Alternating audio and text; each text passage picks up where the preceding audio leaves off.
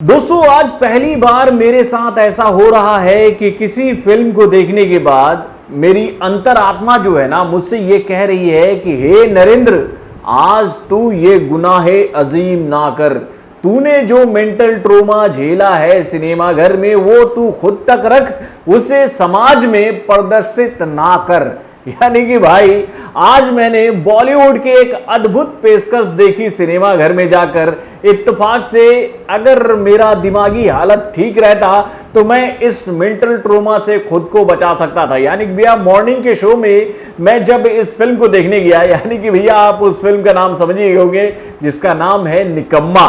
यानी कि भैया जब मैं इस फिल्म को देखने अपने शहर के सिनेमा घर में पहुंचा तो मुझे पता चला कि भैया इसका जो पहला शो है वो कैंसिल हो चुका है। मतलब कि लोग ना इस फिल्म के खिलाफ षड्यंत्र रच दिए, लोग इस फिल्म को देखने के लिए सिनेमा घर तक नहीं पहुंचे, जिस वजह से इस फिल्म का पहला शो आज कैंसिल करना पड़ा।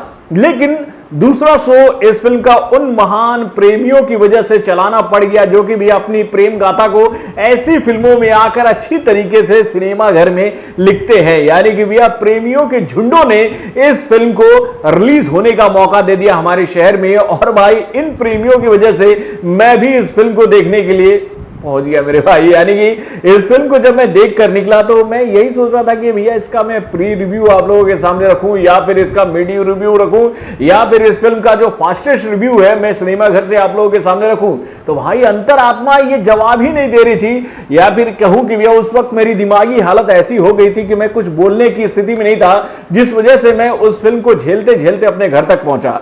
जब मैं अपने घर आया उसके बाद मैंने जब पहला काम किया, यानी कि पहला अपडेट आप लोगों के सामने रखा, तो भैया कुछ लोग मुझसे ये कहने लगे कि भाई आपने आज निकम्मा का रिव्यू नहीं रखा।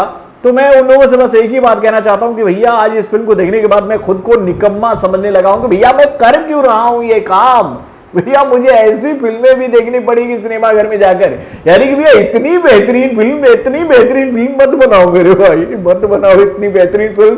अगर इतनी बेहतरीन फिल्म बनाओगे तो भैया हम मूवी लवर्स की जो ना हालत है ना, जो दिमागी हालत है ना, वो पूरी तरीके से कंफ्यूज हो जाएगी कि भैया कहां से फ्यूज लगाए कि हमारी अंतरात्मा ठीक से काम करे।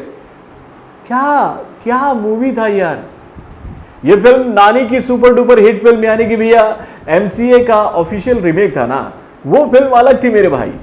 उस फिल्म का प्लॉट हम कह सकते हैं कि मिला जुला प्लॉट था, ठीक ठाक था स्टोरी लाइन, उसमें नानी ने बहुत अच्छा परफॉर्मेंस भी किया था, उस फिल्म को अच्छे तरीके से वहां पर मेक भी किया गया था। यानी भैया साउथ के मेकरों ने इस फिल्म को ठीक ढंग से वहां पर बनाया था। तो ये एवरेज मूवी जो थी वो लोगों को ठीक ठाक लगी थी और वहां पर उस फिल्म में ठीक ठाक बिजनेस कर लिया। लेकिन भाई जब इस फिल्म का यहां पर मतलब कि एमसी बीसी डीसी जो कर दिया गया है ना, उसको देखने के बाद हम एक ही बात कहना चाहेंगे कि भैया इस फिल्म के जो डायरेक्टर है ना वो मतलब कॉपी करना भी ढंग से नहीं जानते हैं।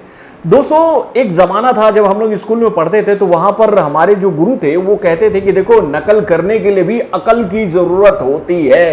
यानी कि भैया नकल करने के लिए भी आपको पढ़ लिख कर जाना पड़ेगा एग्जाम हॉल में, जहां पर आपको यह पता रहे कि भैया आप जिस सवाल का नकल करने वाले हैं वो सवाल कौन सा है। ये मतलब कि नकल करने वालों के लिए ये नसीहत होती थी हमारे गुरुओं की तरफ से कि भैया नकल करने के लिए भी अकल की जरूरत होती है। और भाई इन दिनों तो भाई हमारे बॉलीवुड के मेकरों के पास में अकल है ही नहीं, तो भाई वो नकल करेंगे कैसे। यानी कि भी इतनी दयनीय स्थिति हो गई है इन दिनों बॉलीवुड के मेकरों की कि भैया वो कॉपी पेस्ट भी ढंग से नहीं कर पा रहे। और भाई जब वो कॉपी पेस्ट कर रहे हैं तो उस फिल्म में शिल्पा शेट्टी को सुपर हीरो की तरह दिखा रहे हैं, मतलब सुपर हीरोइन बोल सकते हैं, हाँ यार सुपर वुमेन की तरह दिखा रहे हैं कि वो बहुत ही सुपर वुमेन है। और उसके बाद इस फिल्म में नजर आने वाले जितने भी कलाकार हैं वो दिल खोल कर ऐसी एक्टिंग कर रहे हैं कि आप देखकर बोलोगे कि जहां पना तोहफा कबूल करो। हमारी मती मारी थी कि हम अपना तोहफा तुम्हारे सामने लेकर आए। तो भाई ना फिल्म के बारे में मैं क्या बोलूं, फिल्म की कहानी क्या है। आप लोगों ने एमसीए देख ली होगी यूट्यूब पे मेरे ख्याल से, और उस फिल्म को देखने के बाद जब आप इस फिल्म को देखने जाओगे तो आप सोचोगे कि हम लोगों ने क्या देखा था और हमें क्या देखने को मिल रहा सिनेमा घर में।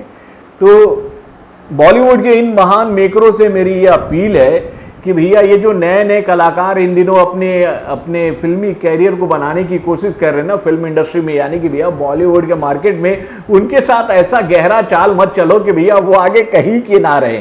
यानी कि भैया ये भी एक मतलब कि स्टार सन ही है। अब नेपो किड तो नहीं है बोलेंगे हम, कोशिश कर रहे हैं, लेकिन भैया उनकी इस कोशिश को जिस तरीके से इस फिल्म में नेस्तो नाबूद किया गया ना, उसको देखने के बाद हम यही कहेंगे कि भैया इनको तीसरी फिल्म मिलेगी कि नहीं।